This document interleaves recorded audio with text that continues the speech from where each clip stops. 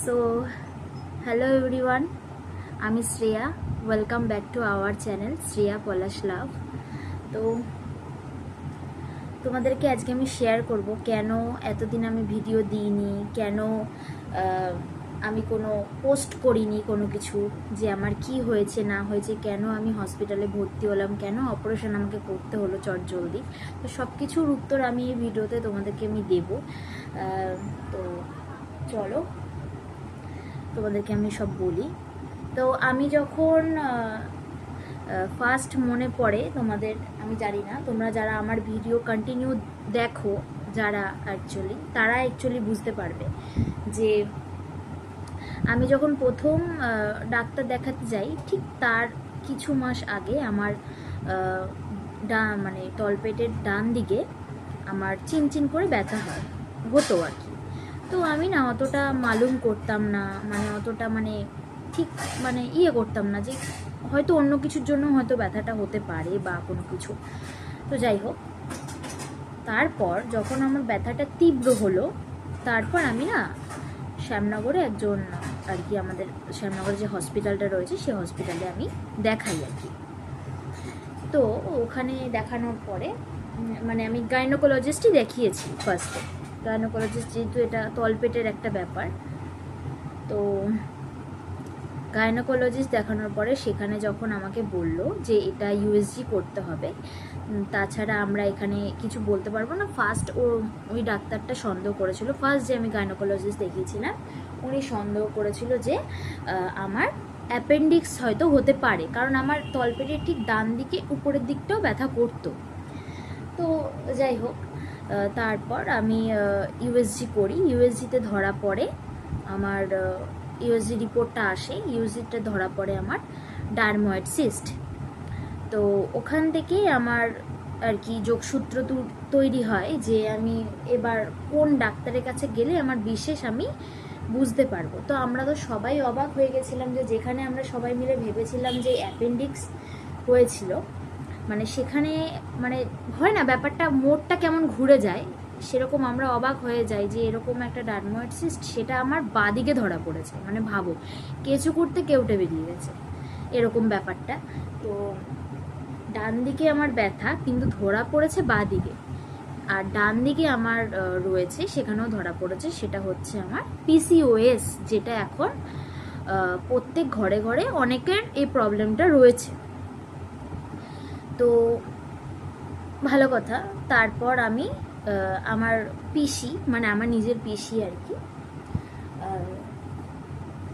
আমি ওখান থেকে আর কি একটা ডাক্তারের আর কি খোঁজ পাই, আমার পিসি খোঁজ দিয়েছিল। তো ওটা কল্যাণীতে বসে। তো একটা ভ্লগও আমি বানিয়েছিলাম যে ডাক্তার দেখাতে গিয়ে সিনেমা হলে ঢুকে পড়লাম, সেখানে ওই ভিডিওটা করা, যে আমি কল্যাণীতে ডাক্তার দেখাতে এসেছিলাম, সেই দিনই গেছিলাম ডাক্তারটা দেখাতে এই ইউএসজি রিপোর্টটা নিয়ে। তো সেখানে দেখানোর পরে উনি বলেছিল যে ডারময়েড সিস্ট বিনাইন, নন ক্যান্সারাস, এটা কখনো ক্যান্সারের দিকে যায় না। আর দ্বিতীয়ত তোমার সত্যি কথা বলতে এটা ভয়ের কিছু নেই, কিন্তু এটাকে অপারেশন করতেই হবে। তো করার পরে তো বললো যে আমি তো বলার পরে আমরা বলেছিলাম যে আমি আর হাজব্যান্ডই সেদিনকে গেছিলাম, আর তো কেউ যায়নি। তো ওখানে যাওয়ার পরে এরকম আমরা বলেছিলাম যে এরকম স্যার, যদি মাইক্রো সার্জারি করে বের করে দেওয়া যায় তাহলে তো খুব ভালো হয়। তো বললো আমি তো মাইক্রো সার্জারি করি না, আমি ওপেন করি। তো ভালো কথা। তো তারপরে আমি এটাও জিজ্ঞেস করি, স্যার আমার প্রেগনেন্সিতে কোনো প্রবলেম হবে না তো? যেহেতু ওটা ওভারির নিচে হয়েছে, অ্যাডনেক্স সাথে হয়েছিল, ওভারিতে যদি ওভারির সাথেও কোনো কিছু জুড়ে থাকে তাহলে ওভারিতেও বাদ দিতে পারে। এই জন্য আমি জিজ্ঞেস করেছিলাম যে স্যার আমার মা হতে কোনো অসুবিধা নেই তো? তো বললো যে না, মা হতে কোনো অসুবিধা নেই, বাট এটাকে অপারেশন করে ফেলতেই হবে যাতে তুমি মা হতে পরবর্তীকালে পারো।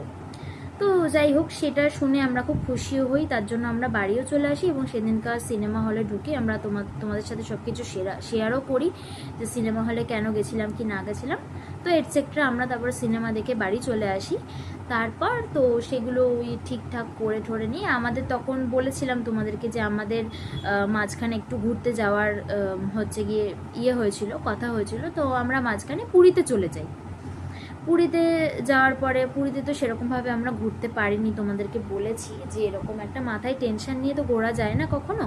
তো পুরীতে গেছি, পুরীতে থেকে ঘুরে ঠুরে এসেছি। তারপরে আমরা আবার ওই সেই কল্যাণীর ডাক্তারের কাছে গেছি যাতে আমার অপারেশনটা তাড়াতাড়ি হয়ে যায়। তো উনি প্রথমে সে কথাটা বলেননি যে আমি রিস্ক নিতে পারবো না বা কিছু। যেদিনকা আমি পুরী থেকে বাড়ি আসার পরে যখন আমি আমার হাজবেন্ড, আমার পিসি, আমার মা 4 জন মিলে যখন গেছিলাম, সেই ডাক্তার তখন নাকচ করে যে আমি কোনো রিস্ক হাতে নিতে পারবো না, আমি ওপেন করি, যদি কোনো অসুবিধা হয়ে যায় আমাকে কিন্তু পরে দায়ী করতে পারবেন না। তো তারপরে তো সবাই মিলে ভয় পেয়ে যাই যে কি হবে কি না হবে। তো তারপরে আমরা আমারই পিসির জামাই আর কি, ছোটো জামাই, সে অ্যাপোলোতে একটা ডাক্তারের আর কি খোঁজ দেয়, ওনার কাছে আমি যাই। তো ভীষণই ভালো ডাক্তার, খুবই ভালো ডাক্তার। তো ওখানে আমি যখন যাই, ওখানে গিয়ে আমি কথা টথা বলি যে এরকম স্যার, এরকম আপনার কাছে এই জন্যই আসা, আমার এরকম এরকম প্রবলেম। উনি সাথে সাথে আমাকে আল্ট্রাসাউন্ড করতে দেন এবং আমাকে প্রচুর লিস্ট ধরিয়ে দেন যে ইসিজি থেকে শুরু করে ইকোকার্ডিওগ্রাফি প্রচুর লিস্ট ধরিয়ে দেন যে প্রচুর আমাকে রিপোর্ট করতে হবে, বাইরে থেকে হোক কিংবা ভেতর থেকে হোক। তো যাই হোক, আমরা বাইরের থেকেই করিয়েছিলাম, মানে আমার যেহেতু বাপের বাড়ি ফুলিয়া, তো ফুলিয়া থেকেই আমি করিয়েছিলাম, যেহেতু তার আগে আমি বাপের বাড়িতেই ছিলাম। তো আল্ট্রাসাউন্ডটা করে স্যারকে আমি তৎক্ষণাৎ দেখাই ওই অ্যাপোলোতেই, দেখিয়ে নিই। উনি বললো হ্যাঁ এটাতে কোনো সন্দেহ নেই, এটা ডার্ময়েড সিস্টি। তো তারপরে আমার বাইরে থেকে করা রিপোর্টগুলো নিয়ে তারপরে মানে ওরকম স্যারের কাছে গিয়ে আমি শুনি যে সব কিছু ঠিকঠাক আছে, আমার সব রিপোর্ট ভালো এসেছে, কোনো রিপোর্ট খারাপ আসেনি, যা যা আমি রিপোর্ট করিয়েছি। তো তারপর স্যারের কাছে গিয়ে এরকম আর কি অ্যাপোলোতে আর কি আমি যোগাযোগ করি, ওখানেও দেখিয়েছি আমি। দেখানোর পরে আমি আমার মানে আমাদের সবার মনে হয়েছিল যে মানে একটা দুটো ডাক্তার না দেখে আমার মনে হয় যে 2-3টে এরকম ডাক্তারের কনসাল্ট নেওয়া আমার মনে হয় ভালো, যার জন্য আমরা আর একটা ডাক্তার দেখাই। সেটা হচ্ছে তোমার কলকাতা বিধাননগরে উনি বসেন। উনি হচ্ছেন, ওনার খোঁজটা আমাকে দিয়েছিল আমার হাজব্যান্ডের মেসো, মানে আমার মেসো শ্বশুর, ছোট মেসো শ্বশুর। উনি আর কি এই মানে কথাটা বলেছিল আমাকে, এরকম ডাক্তারের কথাটা। তো ওনার আর কি অ্যাসিস্ট্যান্টের সূত্রে আমার ওই ডাক্তারের কাছে যাওয়া, ওরকম ফোন নাম্বার নিয়ে। তো কথাটা তো হওয়ার পর আমি ওই ডাক্তারের কাছে যাই। ওই ডাক্তারের কাছে গিয়ে আমার কথাটা তো হয়। উনি বলেছিল যে হ্যাঁ এটাই ডার্ময়েড সিস্ট। তো এটা শোনার পরে, এটা কনসাল্ট হওয়ার পরে তো মানে সব কিছু, দেখো সত্যি কথা বলতে আমরা যেমন অপারেশন করাতেও রাজি, তেমন কি আমাদের মধ্যবিত্ত ফ্যামিলির মধ্যে এটাও ঠিক যে আমরা হচ্ছে কি হাজবেন্ড আর আমার বাড়ির লোকই তো সব কিছু মিলে করবে। তো তার থেকেও বড় কথা হচ্ছে কি মানে কত অ্যামাউন্ট পড়ে কি না পড়ে, আমাদের মধ্যবিত্ত ফ্যামিলির মধ্যে কিন্তু এটাই বেশি চার্জ করা হয়। তো সেক্ষেত্রে আমাদের সব কিছু অ্যামাউন্ট শোনা হয়, সেখানে আমাদের সাইন করা হয় যে এই অ্যামাউন্ট লাগবে। তো কম অ্যামাউন্টে আমাদের হয়ে গেছে। আমাদের কিন্তু ওপেন সার্জারি করতে হয়নি, আমাদের করতে হয়নি। তো আমার কিন্তু মাইক্রো সার্জারিতেই হয়ে গেছে। ডাক্তার বলেছিল যে আমি মাইক্রো সার্জারি এটা করব, কোনো হচ্ছে গিয়ে ওপেন সার্জারি আমি করব না। তো তারপরে আমি যথাযথভাবে ডেট নেওয়া হয়। তারপরে হচ্ছে গিয়ে এরকম আমার ডেট নেওয়ার পরে আমার ওটি হচ্ছে গিয়ে পরে বুধবার। তো আমি মঙ্গলবার দিন মানে আগের দিন, বুধবার আগের দিন মানে ওটির আগের দিন আমি ভর্তি হই হসপিটালে। তো আমি ভর্তি ছিলাম অ্যাকচুয়ালি নর্থ সিটি হসপিটাল, সেখানে আমি ভর্তি ছিলাম। মানে আমাদের ফুলিয়া থেকে, মানে আমার বাবার বাড়ি থেকে তো প্রচণ্ড দূর, এখান থেকে আর কি গেছিলাম গাড়ি করে। তো ওখানে গেছিলাম, ওখানে গিয়ে আমার অ্যাডমিশন হয়। তারপর আমাকে সব কিছু রেডি করা হয়, হুইল চেয়ারে করে নিয়ে যাওয়া হয়। আমি 4th ফ্লোরে ছিলাম। তো আমার বেড নম্বর ছিল 432। তো ওখানে আমি গিয়ে এরকম আমার যেরকম থাকে, ব্যাপার থাকে যে এরকম ড্রেস ফ্রেস চেঞ্জ করা বা কিছু এরকম, ওদের ড্রেস পরা এরকম করা। তো তারপর আমার হচ্ছে সেদিনকার স্যালাইন আমাকে দেয়নি, আমাকে ওটির আগের দিনই, মানে ওটির আগের দিন না, ওটির দিনই আমাকে স্যালাইন দেওয়া হয়েছিল।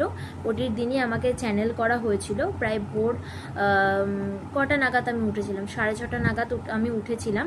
তো আর সত্যি কথা বলতে ওই যে হসপিটালটা পরিষেবা এতটাই ভালো আর একদম ক্লিন, মানে কোনো নোংরা বলো বা কোনো কিছু সেরকম কোনো কিছু ছিল না, একদম ক্লিন। মানে আমি তো সত্যি কথা বলতে ভীষণ খুঁতখুঁতে, আর আমি ক্লিন জায়গা ছাড়া আমি একদম থাকতে পারি না।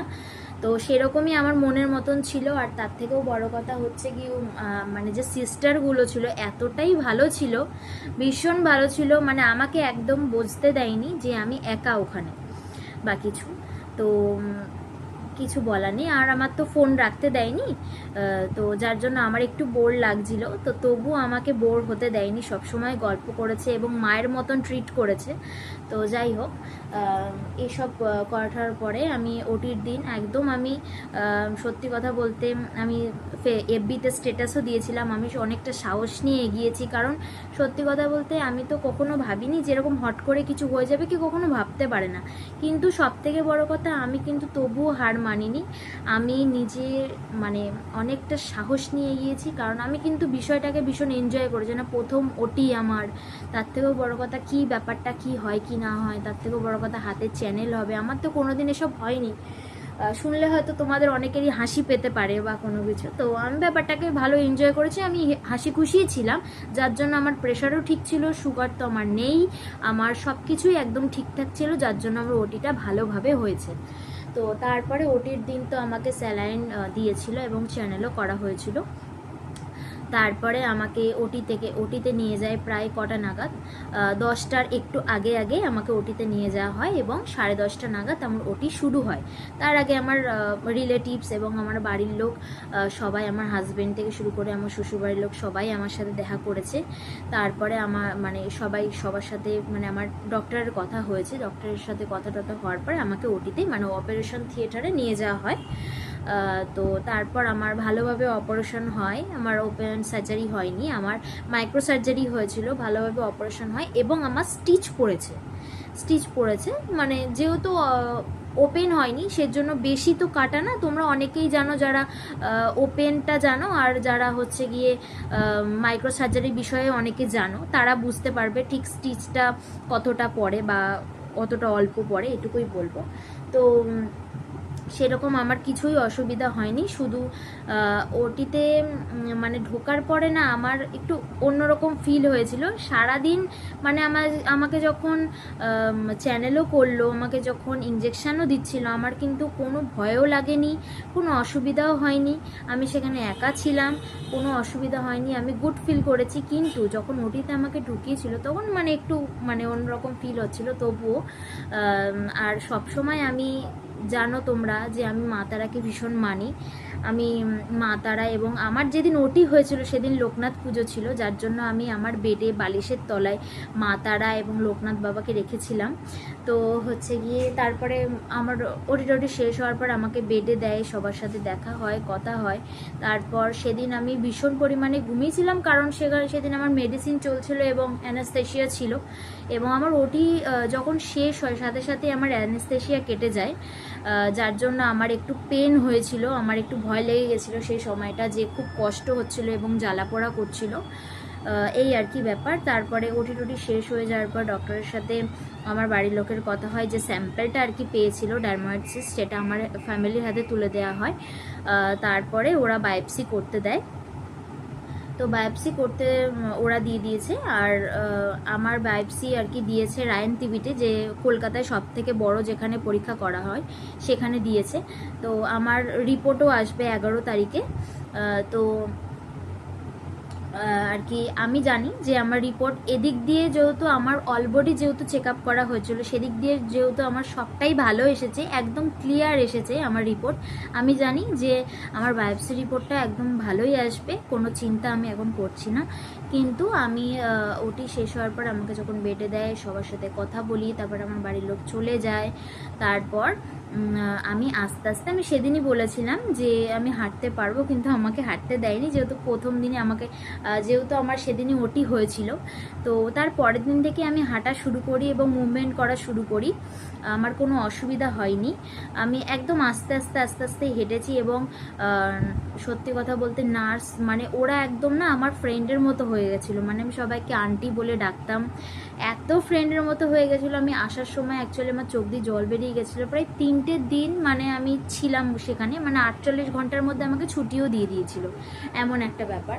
তো সেখানে সবাই আর কি মানে মন খারাপ হয়ে গেছিলো। আর ইভেন আমার সামনের বেডে একজন ছিল, সে মানে তার বয়স কেমন হবে, আমার বড় মাসির বয়স যেরকম সেরকম বয়স হবে। তো তিনি এসে আমার ওটি হওয়ার পরে আমার মাথায় হাত বুলিয়ে দিয়েছে, আমাকে ভালোবেসেছে, আদর করেছে, মানে এতটাই উনি ভালো। আর ওখানকার সবাই ভালো। ইভেন আমি যখন ছুটি হয়ে বাড়ি এসেছি মেডিসিন নেওয়ার পরে, তার থেকেও বড় কথা, আমার কিন্তু 2টো ইউনিট ব্লাড চলেছে। আমার যেহেতু হিমোগ্লোবিনটা কম ছিল, মানে ব্লাডের ব্যাপারটা কম ছিল শরীরে, সেহেতু আমার 2টো ইউনিট আমার ব্লাড চলেছে। আমার সেটা শ্যুটও করে গেছে, সেটা ল্যাবে গিয়ে পরীক্ষা করানো হয়েছিল, শ্যুটও হয়ে গেছে আমার আর কি, শরীরে শ্যুট করেছিল। কোনো অসুবিধা আমার হয়নি ব্লাড দেওয়ার পরে, কোনো ফেভারও আসেনি। তো যাই হোক, তো আমার ছুটি হওয়ার দিন আমি সবাইকে এরকম জড়িয়ে টড়িয়ে ধরেছিলাম, এবং যিনি আমার মাথায় এসে হাত বুলিয়েছিল একজন পেশেন্ট, তাকেও আমি জড়িয়ে কিস করেছিলাম, এরকম বলেছিলাম যে আন্টি আমি আসছি। উনিও ভীষণ ইমোশনাল হয়ে পড়েছিল। মানে এটা দেখেও ভালো লাগলো যে দুদিনেও একটা মানুষের মায়ায় পড়তে পারে, এমনও কোনো মানুষ হয়। তো এটাই আমার এক্স্যাক্ট জার্নি ছিল। এটা তো কোনো শর্ট ভিডিওতে তোমাদেরকে বলা মানে যেত না, সেজন্য আমি একটা লং ভিডিও করে তোমাদেরকে আমি এই বিষয়টা পুরোটাই জানালাম। হয়তো তোমরা যারা আমার ভিডিওগুলো মন দিয়ে দেখতে প্রথম থেকে, তারা হয়তো ওয়েট করে থাকতে, কিংবা তাদের হয়তো মনে এগুলো প্রশ্ন ছিল যে মেয়েটা কেন ভিডিওগুলো দিচ্ছে না, বা কি হলো ব্যাপারটা যার জন্য অপারেশন করতে হলো। তো যার জন্য, তাদের জন্য আমার এই ভিডিওটা দেওয়া আর কি করা। তো এবার থেকে আমার একটু সুস্থ হতে একটু টাইম লাগবে, যার জন্য আমি এখনও রেস্টেই আছি, এবং মাঝে মাঝে আমি ঘরের মধ্যে একটু হাঁটাচলা করছি। আমাকে মা একদম উপর নিচ করতে দিচ্ছে না। তো আমি উপরে ঘরে আছি, যেহেতু আমাদের উপরে অ্যাটাচ বাথরুম রয়েছে। তো আমি 1 মাস পর আমার শ্বশুরবাড়িতে চলে যাব। তো যাই হোক, আমি এখনও পর্যন্ত, তোমরা বলতে পারো আমি কেন শাখা পলা পরিনি। আমার আমি এই হাতে দেখো আইস্তেটা পরে রয়েছি, কেউ খারাপ ভেবো না, আইস্তেটা পরে রয়েছি, কিন্তু এই হাতে আমি পরতে পারিনি, কারণ এই হাতে তোমরা দেখলে বুঝতে পারবে আমার শিরাটা এখনও ফোলা। এই হাতে যেহেতু স্যালাইন দিয়েছিল, এই হাতে আমার এখনও প্রচণ্ড পরিমাণে ব্যথা, যার জন্য আমি কোনো শাখা পলা পরতে পারিনি। তো আমি ভেবেছি একেবারে নতুন শাঁকাপালা পরে তারপর শ্বশুরবাড়ি যাব, যার জন্য আমি যেহেতু দোকানে গিয়ে পরবো, তো ওই জন্য আমার হাতে প্রচণ্ড লাগবে, তাই জন্য ভেবেছি আর 15-20 দিন যাক, তারপরে শাঁকাপালাটা পরবো একেবারে হাতে। তো আর কি এই জন্যই আর কি করব করলে ভিডিওটা করানো হচ্ছিল না, আজকে করলাম ভিডিওটা। তো তোমাদের সাথে হয়তো আজকে কিংবা কালকে এই ভিডিওটা তোমাদের সামনে চলে যাবে, আপলোড হয়ে যাবে। তো তোমাদের কেমন লাগলো ভিডিওটা অবশ্যই কমেন্ট করে জানিও। আর এখন আমি 1 মাস মতন কি 2 মাস মতো আরও আমি রেস্টে থাকবো। আমি একদমই ওঠানামা করব না, যাতে আমার ভেতরের সেলাইটাও শুকিয়ে যায় এবং বাইরেটাও একদম রিকভারি করে। তো এই জন্যই আছি, এবং পুষ্টিকর খাবার তো খেতেই হবে। আমি একদম অ্যাকচুয়ালি সত্যি কথা বলতে এত কড়া ওষুধ দিয়েছিল, মানে আমার 5 দিন মতন খেতে বলেছিল, 5 দিনই খেয়েছি। এত কড়া ওষুধ দিয়েছিল, মানে আমি একদমই আর শরীরে নিতে পারছিলাম না। মানে আমার না জ্বালা পোড়া শুরু হয়ে গেছিলো শরীরে, আর আমার খাওয়াটা বন্ধ হয়ে গেছিলো। এবার সত্যি কথা বলতে ওষুধ যখন আমাকে কড়া দিয়েছে, আমি যদি ভালোভাবে খেতেই না পারি, আমি তো উঠে দাঁড়াতে পারবো না, না? এই জন্যই আর কি প্রবলেমটা হয়েছিল। তো এখন আজকে আমি মোটামুটি ঠিক আছি। তো আমাকে মা গাটা স্পঞ্জ করিয়ে দিয়েছে, যেহেতু এখনও আমার স্টিচটা খোলা হয়নি, ব্যান্ডেজ করা রয়েছে, যার জন্য আমাকে ডক্টরের কাছে যেতে হবে একবার চেক আপে। তো বায়োপসি রিপোর্টটা নিয়েই আমি যাব। তো যার জন্য মা আমাকে নতুন নাইটি পরিয়ে দিল, এবং মানে গাটা স্পঞ্জ করে দিল, এবং মাথাটা ধুয়ে দিল। মাই সব করছে, এবং উপরে সব মা খাবার টাবার দিয়ে যাচ্ছে, এই আর কি। তো এইসব নিয়েই আছি। আবার পরে কোনো একদিন ভিডিও নিয়ে তোমাদের সামনে আসবো। তো তোমাদের ভিডিওটা কেমন লাগলো তোমাদেরকে তো সবটাই আমি শেয়ার করলাম। তো অবশ্যই তোমরা ভালো থাকো, সুস্থ থাকো এবং আমাকেও আশীর্বাদ করো আমি যেন ভালোভাবে সুস্থ হয়ে উঠতে পারি তাড়াতাড়ি।